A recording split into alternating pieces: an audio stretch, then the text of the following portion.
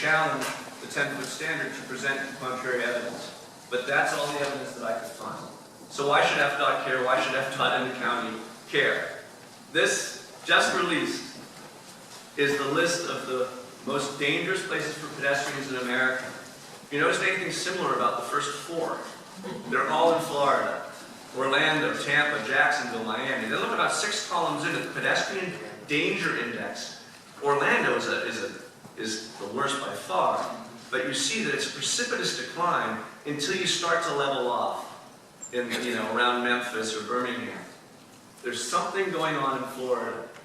Part of it is the elderly population. It's certainly a factor, but there's a lot more of it which makes that makes Florida different from most other states I've worked, which is the large number of state highways that happen to run through downtowns that have 12-foot lanes and have highway geometrics in urban areas.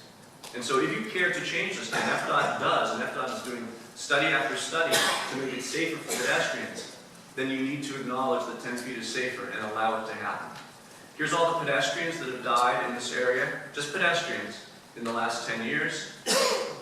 So let's talk about Okeechobee, which is the one dot in my study area on this map. Happens to be at Okeechobee near Rosemary. It's 4 to 5 lanes in each direction. This still image does not convey the experience that I'm sure many of you have had of standing on that sidewalk, 4 feet away from the SUV going 50 miles an hour. This is the proposal. And what this shows, because I know that I will not be successful in asking FDOT to limit the capacity on Okeechobee. I also acknowledge that Okeechobee is often very congested. So we're not trying to reduce the capacity. If you change those 12-foot lanes that you see on the top to the 10-foot lanes you see on the bottom, it gives you 8 extra feet of roadway. If you make that 8 extra feet a bicycle track, a cycle track, one in each direction, with a high curb protecting the bicycle, for the price of dropping in those curbs and restriping the road, you have a street which not only is a bicycle facility that's much needed, but a safe street for pedestrians to walk along because they're no longer right up against that traffic. So very simple. I propose something similar in several different places where I'm working, and it always gets stuck because FDOT will not, or because, the local DOT will not go below 12 feet. And I'm hoping I've made a strong enough case why 10 feet is better and why we can do something like this on Okeechobee. Where Okeechobee becomes... Hasn't FDOT just recently agreed to go to 10 feet in Fort Lauderdale? I'm not sure about Fort Lauderdale. I know there's a bridge up in Jupiter where they're close to 10 feet. And by the way, most DOTs have 10 feet in their standards. They just really hate to do it. And my hope is that this is a powerful enough argument for it to happen on Okeechobee. Simply where it passes through the downtown. Now where Okeechobee splits into Okeechobee and Lakeview, there's a 2-lane section, there's a 3-lane section. You have extra shoulder in the roadway. You can see, we'll talk about that in a minute. You can see on the upper right, actually the upper left and the upper right, there's even a shoulder in the roadway. Shoulders don't belong in urban streets. Shoulder is a country thing. It's a highway thing. So again, if you make the lanes the right width, you can continue those 8-foot bike lanes all the way to the bridge where there's bikeways alongside the road. So now we have a regional scale bicycle facility connecting across the entirety of the, what do you call it? The isthmus. I used to live on it, but I don't know what it's called. There's Okeechobee again, and you see the key intersections with Sapodilla and with Rosemary in the center and to the right of center. Both have had a lot of accidents on them. Rafael Clemente, who introduced me, was hit by his daughter on their bicycles at Sapodilla, and the injuries to prove it. And a study was done by Tom Hall, and I can say we've had some nice contentious debates over the internet. I can tell you he is a traditionally oriented, in a good way, traditionally oriented traffic engineer, who he and I would find many things to disagree with, but in his study, which is precisely because this hotel is coming across Rosemary, he's proposed some changes to this intersection, which I agree with and which I want to add to. So his principal recommendations here are to make pedestrians more visible through certain techniques, to revise the shape of the median because the gaps are too big and swoopy, and I'll show that to you, and to create some pedestrian shelters in the median so pedestrians are happy crossing and waiting waiting in the middle for that other light. So here's how it looks right now. And here's my proposal, which picks up from his. And look at the two. And actually, I can put them side by here. They are side by side. What you see is, first of all, look how big and swoopy the gap is where Rosemary is crossing Okeechobee. That's a two-lane road. At no time is ever more than one car going north or one car going south. And so if you narrow it to a 24-foot two-lane road and shape the corners for the speed at which we want the cars to drive, you all of a sudden have an incredibly different experience crossing. You have this much longer refuge. You have a lower speed geometry, which again corresponds to the speeds that FDOT wants to see. Right? It's no longer a highway. It's the center of an urban boulevard. The other thing you'll see is, of course, as Tom mentioned, more visible crosswalks. I've also proposed closing the slip lane. See in the lower right? There's no reason that traffic volumes demand that additional slip lane that takes you out of the convention center area east on Okeechobee. So making it into a simple cross intersection. And then I propose trees in the median, just to get FDOT mad, because they don't typically like trees. Although there are palms in the median now, I'm recommending deciduous trees much closer to the intersection than FDOT wants them. But I would hope that at least half of those trees could remain. That's Okeechobee. Quadrille is, I think, a street where we allow a lot to happen, because it is a state street. We have much less control over it. It's a street that, by allowing it to be the carrier of a ton of traffic, takes a lot of pressure off of many other streets. And frankly, it's not a street that many people will have that much reason to walk along. It's a street which we have reason to cross, and we want to make the crossing as good as possible. But Quadrille, and then it has this curve. You know, you don't really see curves in cities. You see curves in highways, you see curves at the Indianapolis 500 that look like this. And if you add up the track and the pit lane, you get the width of Quadrille. And the reason Quadrille, and then there's all this stuff that says, you know, vehicular highway, does not say pedestrian street. And by the way, it's not my job to acknowledge any of the good things. So yes, there are trees, yes, you know, everything I'm showing you could be much worse, and people deserve credit for how far they've come. But I want to bring up the things that still need work, such as, you know, striping that were an area of parallel parking, for example, would bring down the speeds on the road. And again, we have this 12-foot standard. So you can see here that 4 lanes are almost filling 50 feet. So you have a similar opportunity to introduce either bike lanes or parallel parking along the street. And because of where it's located, and frankly because of a big development that's currently slated to arrive along this curve, I think the solution for Quadrille is, you know, to switch to 10-foot lanes where there's no median. Because where there's a median, that limits you. But to switch to 10-foot lanes and add parallel parking against the eastern and southern curve as you come around that corner, and that'll just calm the street. And then that sidewalk that you see there, completely unprotected, that's going to have buildings facing it, will be a safe sidewalk to walk on, because the cars will be there in between you. The parked cars will be there in between you and the moving vehicles. Now, Tamarind is a city street, so I don't have to convince anyone but the city about the lane widths there. And Tamarind is one of these classic 12-foot, 5-lane streets that's alongside a railroad tracks. That's interesting. There's very few curb cuts on the north side of the street. It also is the street that kids from the School of the Arts walk along to get to the train station.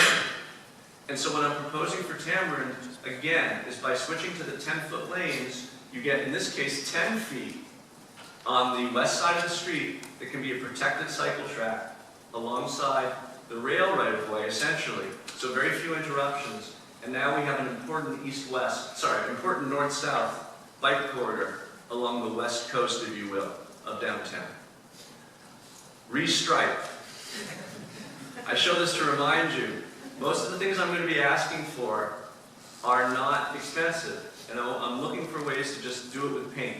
Stripes and signals are all you need to accomplish almost all the things that I'm going to recommend today for your streets. Banyan, similarly, 5 lanes, 12-foot lanes, feels like a highway.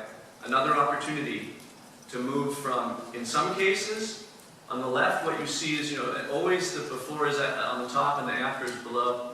What you see on the left is in places where there's less commercial, it makes sense to have a protected bike lane. In places where there is commercial, it makes sense to introduce parking. And there's this part of Banyan here, where is it SunTrust who just remade that building so nicely? Chase, excuse me. Just remade that building. Look at the middle of this road. Those are two 18-foot travel lanes, right? So you have an opportunity here to shorten the left-hand turn lanes, to have parking on one side of the street continuously and intermittently away from the corners on the other side of the street. So these are things that protect the curb, that slow the cars down. These are free flow, 10-foot, perfectly luxurious lanes, but that wait getting rid of that excess roadway.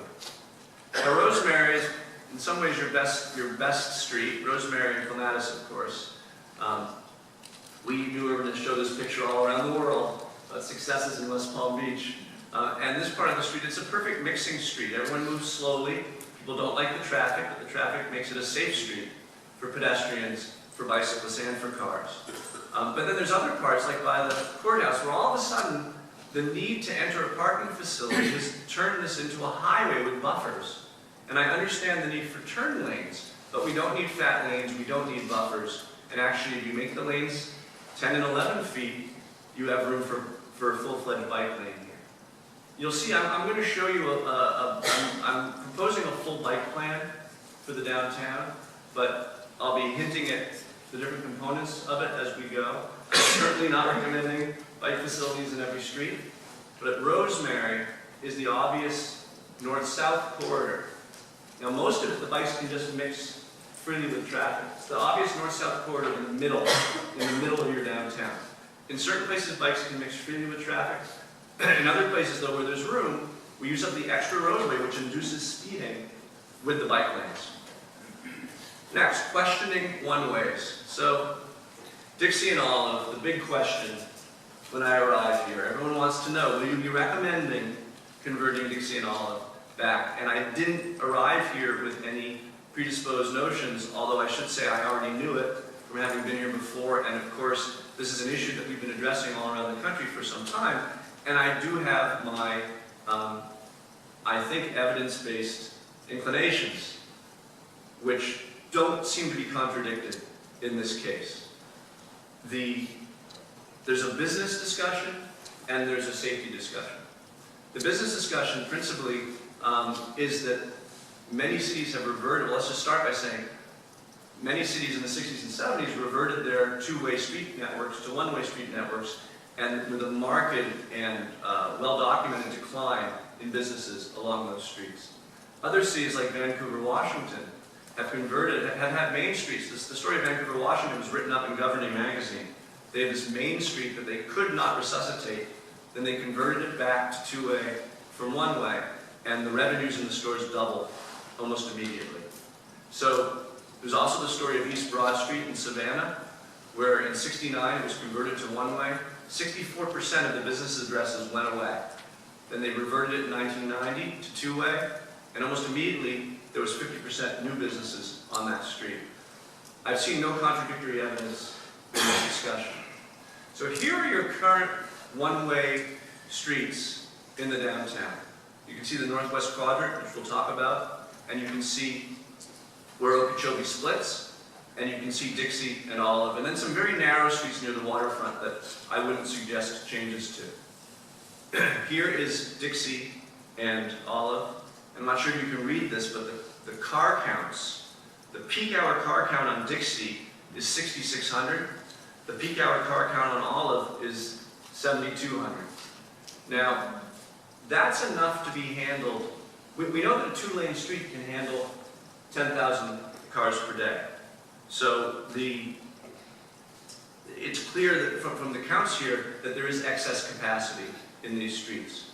Now, would a single two-lane road, two-way road handle 7,000 trips in one direction and 6,500 trips in the other direction? No, it would be a little tough. But two-way roads certainly can.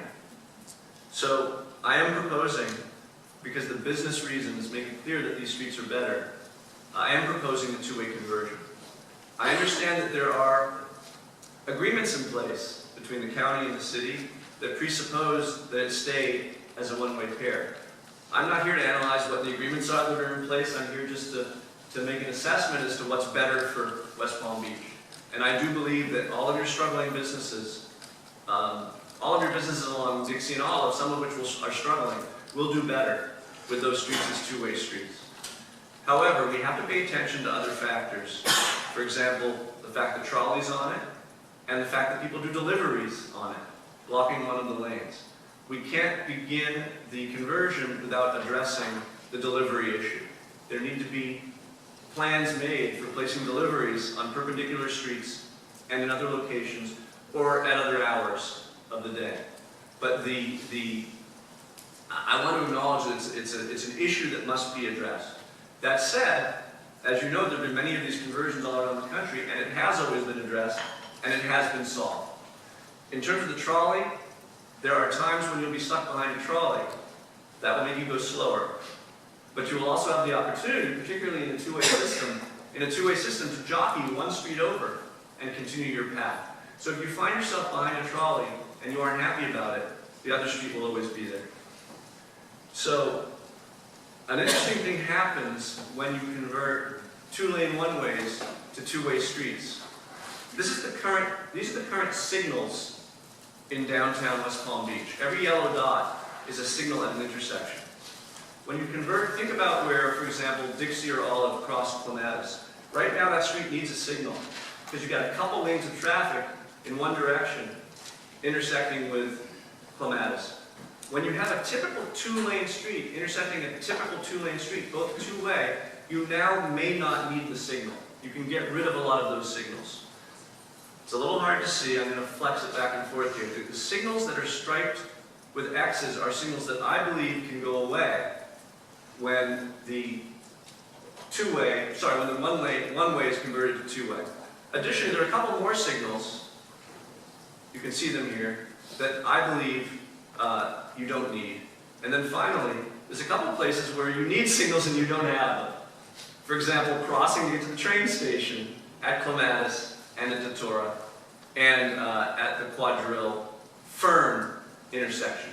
Fern is about to become a much more important street when Datura and Ivernia are closed. So I do recommend a new signal there. So ultimately I'm recommending this, and then these are the stop signs that I would recommend. Some of them are four-way, most of them are four-way, some of them are two-way because one direction of flow dominates. So the ultimate condition I'm recommending, this shows kept signals in yellow, new signals in red, new stop signs in red with the numbers in them. And the stop sign is the four-way stop sign is the new roundabout in planning. Four-way stop signs are a dream for pedestrians. They're great for cyclists because everyone's looking at everyone else, everyone's looking everyone else in the eye. Generally the cyclist unfairly is given the pass and allowed through. And you know as a pedestrian, well, not everyone feels this way.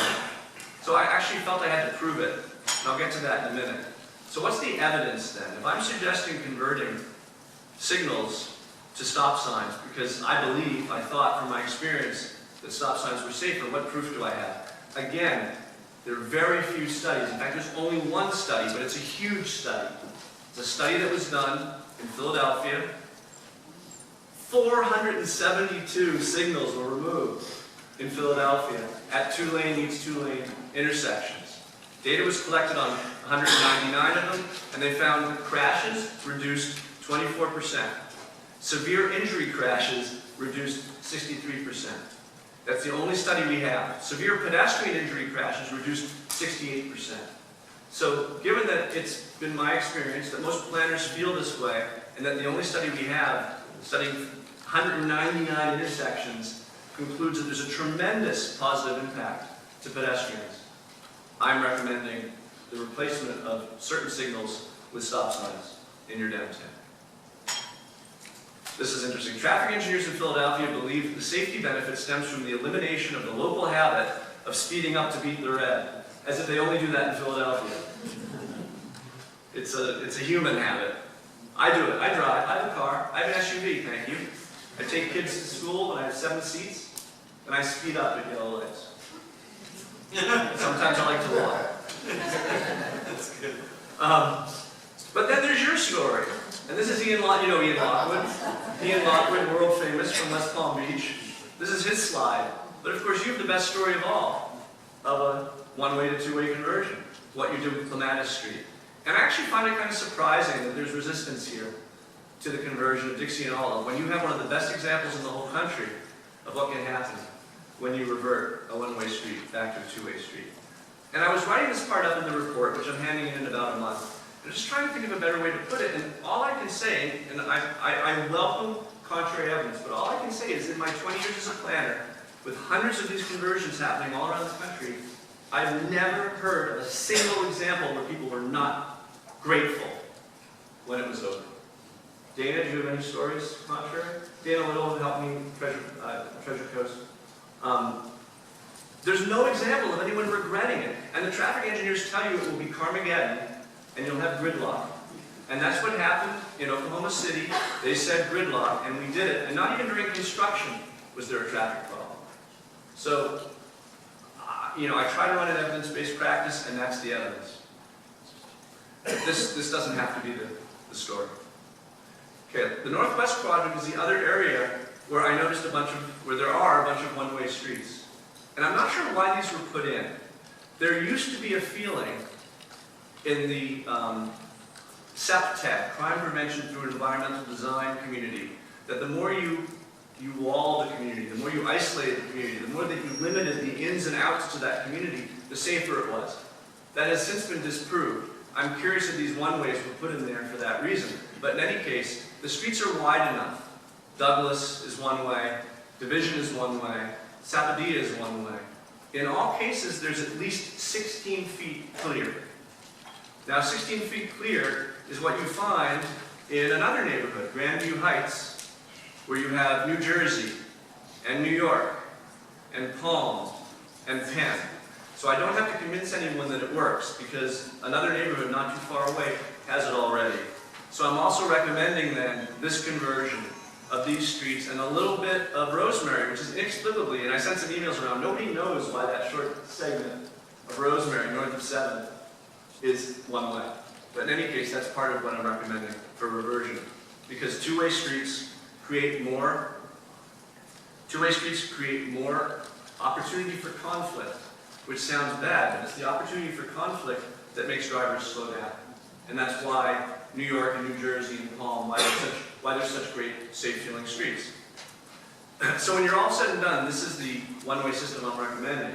Just the remainder, just Okeechobee, and those small streets like Chase and the end of Clematis. Protecting the curb, parallel parking, as I mentioned, is a barrier of steel that protects the sidewalk for pedestrians. I was astounded at the number of, I want to say, this is Fort Lauderdale. And I showed this last time I was here, but this is happy hour in Fort Lauderdale. And you see here on one side of the street you're allowed to park, and on the other side you're not. This is happy hour on the park side of the street, and this is happy hour on the non-park side of the street. Because no one wants to sit or walk, next to a bunch of cars moving 60 feet per second. So I was amazed at the amount of streets you had, which just both inexplicably had no parking, and explicably the things we can fix. So you had a lot of cases, I think this is Sapodilla, where parking is simply disallowed in a place where, this is Clematis, south of Sapodilla. Parking is simply it's like there's a rule, you can't park on a street next to a parking deck, I guess. You can't park there, you can't park north of the parking deck on Sapodilla, even though it's a street which has plenty of parking all the way along it. Here's another example. So I'm collecting all these slides of streets that have curbs that you can park in some places but not others for reasons I don't understand. Then here, I find it hard to believe that on Quadrille, in the very back of this slide, you can see the red roof of it right here. I find it hard to believe that that 6 buses stop at once and use up this entire length of bus stop. So here's a place where more parking is possible. Here's a place in front of the courthouse where I'm guessing, I was guessing for Homeland Security reasons, that you had to have 2 travel lanes south on Dixie and only 1 north, because the south one is a lane you're not allowed to park in. But then I noticed the other side of the courthouse, you can park on the curb. So I know that the car count suggests that we could have a parking lane here. And then there's just some cases, I believe this is Chase, where you just have an over-wide lane. This lane is wide enough for a 12-foot travel lane and an 8-foot parking lane, so you can bring parking back there. And then you have the streets with parallel parking that should be angled. These streets were paved for angle parking, and at some point they were changed to parallel parking. You also have angle parking that should be parallel. That's just another story. I only noticed that here in West Palm Beach. But more parallel that should be angle, parallel that should be angle. You have half the parking that you should on these streets. And you know parking spaces are money for your retailers and for your residential developers. So this is perhaps a little hard to see. What you see in black here, mostly, well, I'm not going to take the time to point, but mostly in this area, is you see a whole bunch of parking spaces that are just missing parking lanes. These are all the parking spaces you get by right-sizing lanes. Remember I talked about Banyan and Quadrille and switching from 12-foot lanes to 10-foot lanes. That gets you all these parking spaces. Then these are the new parking spaces you get by turning parallel spaces into angle where they should be angled. 490 missing parking spaces in your city. That's the size of a nice structure. And what does a parking structure cost to build? What does it cost you to build and finance? So I'm suggesting that there's an economic reason as well as a safety reason for reintroducing these parking spaces. Now, in all honesty, you'll see why I'm about to recommend removing about 50 parking spaces by converting Fern from angle to parallel. So we end up with a total of 430 new spaces that I'm recommending for you. It's a rough estimate, but I think I'm pretty close. Averni is a prime example of that, just to show you one, of a street that's wide enough for 45-degree angle parking. And by the way, I show head-in parking because it's the path of least resistance. We do know that rear-in parking is safer. I always tell cities, I want you to have it, but I don't want to be the one to bring it to you, because people complain a lot. But rear-in parking is much safer, especially for bicycles.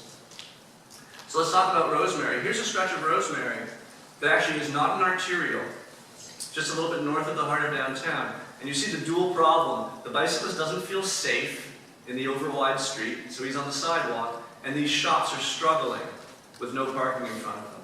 In fact, people do park in front of them, and the street works perfectly fine with parking in front of them, because there's room for 9-foot travel lanes and 7-foot parking lanes. And in cities all over America, you see 9-foot parking lanes. We have plenty of 9-foot driving lanes. We have plenty of 8-foot driving lanes in DC on slower streets. In Albuquerque, there are a lot of streets downtown where I just was that are 7997, parking, drive, park. There's no reason why this stretch of Rosemary, one block, couldn't have 9-foot lanes, which would allow you a 7-foot parking lane. The shops would do better and the bikes would feel safe. And then welcoming bikes. So I talk a lot about Portland. This is not bike to work day in Portland. This is a typical biking day in Portland. We know across the country that the presence of bicycle commuters is not a function of climate, not a function of topography, but they're